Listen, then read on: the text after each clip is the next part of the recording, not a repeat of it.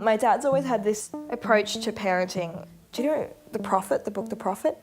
Khalil Gibran wrote it, and there's like this section in it where like he describes like children are like arrows from like a bow and arrow, you know, like you can send them in a direction, but once like you've let them out into the world, like it's the wind and the rain and all those other factors that act on them, like you actually have no control over them anymore.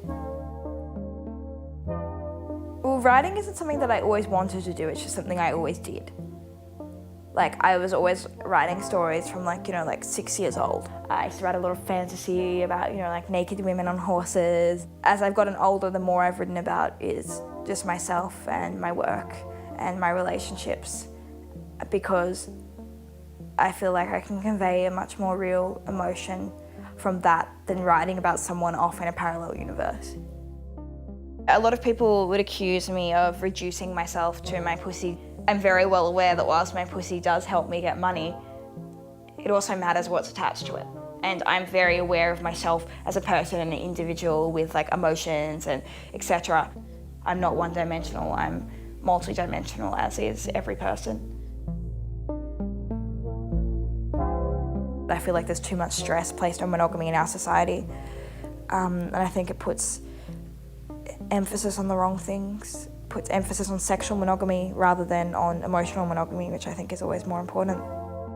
Surely you should be asked to divulge all your truths and all your honesty to that person rather than just sew up your pussy. My relationship with my girlfriend is very different to any other relationship I've had before. She is not at all possessive in any way, shape or form, and I'm not possessive back. So it's this sort of like allowance of each other's like lives and freedom, which I've never really had before.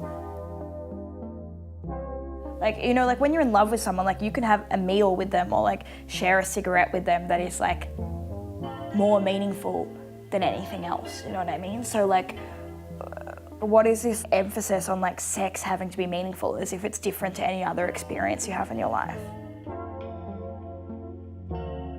Look at the photos I take of myself, like the selfies.